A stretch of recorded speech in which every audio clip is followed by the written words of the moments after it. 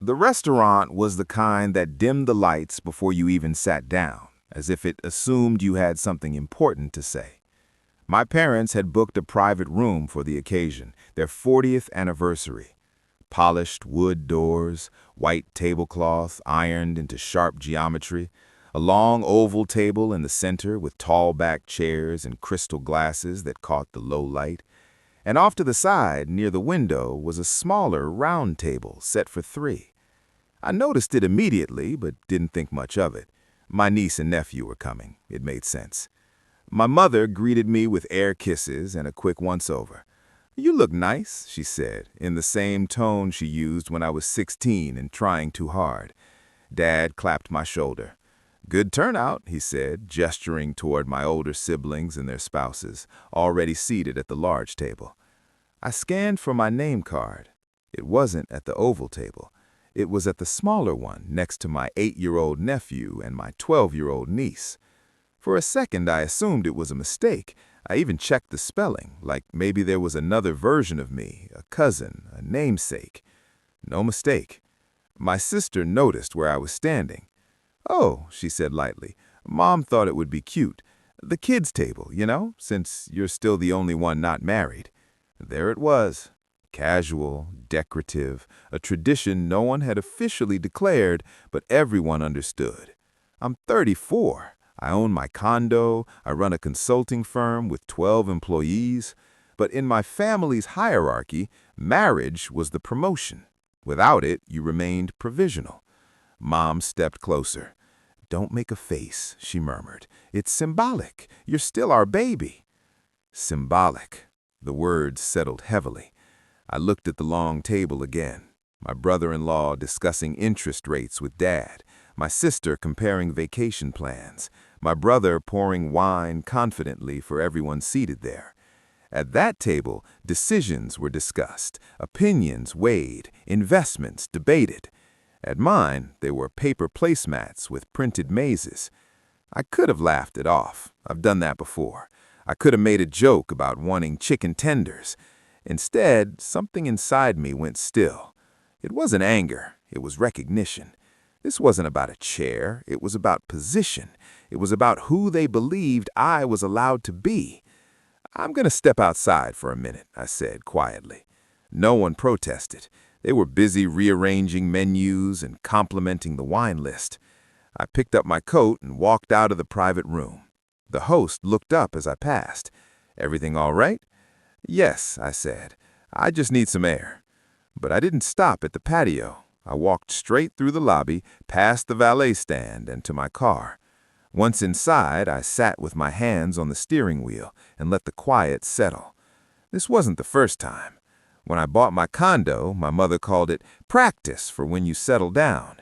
When I expanded my business, my father asked if I planned to slow it once you start a real family. My accomplishments were always framed as placeholders, temporary, preparatory, incomplete. Tonight was simply the physical layout of that belief. My phone buzzed as I started the engine. A text from my brother. "You leaving?"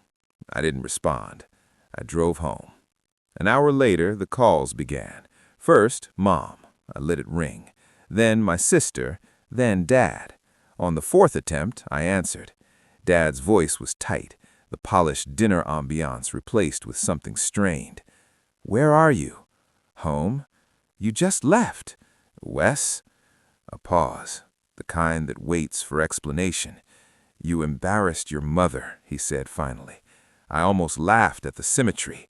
"Did I?" I asked. Another pause, shorter this time. "There's an issue," he said. "The restaurant won't finalize the service without the cardholder present." Of course, the private room had been booked under my company's corporate account. My father's credit limit wouldn't cover the deposit for the entire evening, and my sister's card had flagged the amount during pre-authorization.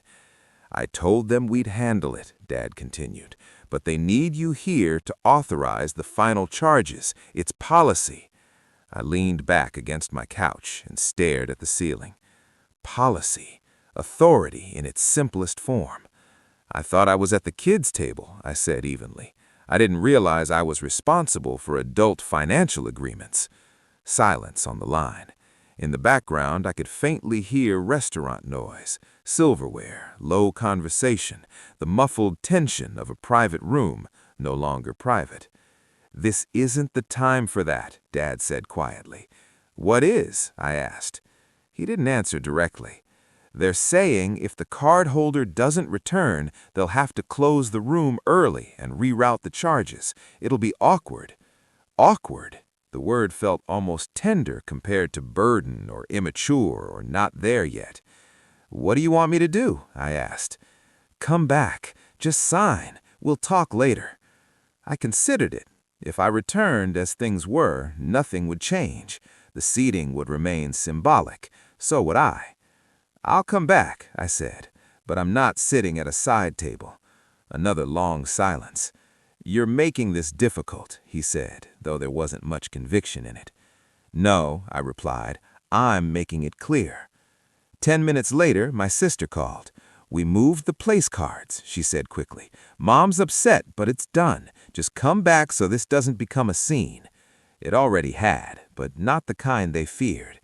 When I walked back into the restaurant, the host's expression shifted, polite recognition layered with curiosity. Authority follows visibility. Inside the private room, the smaller table had been folded away. My name card sat between my brother and my brother-in-law at the oval table. No one clapped, no one acknowledged the shift. Mom avoided my eyes. My brother stared into his wine glass.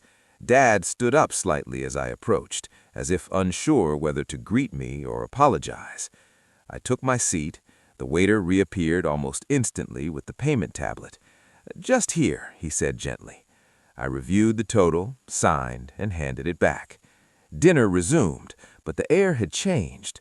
Conversations were careful, directed towards me now, not around me.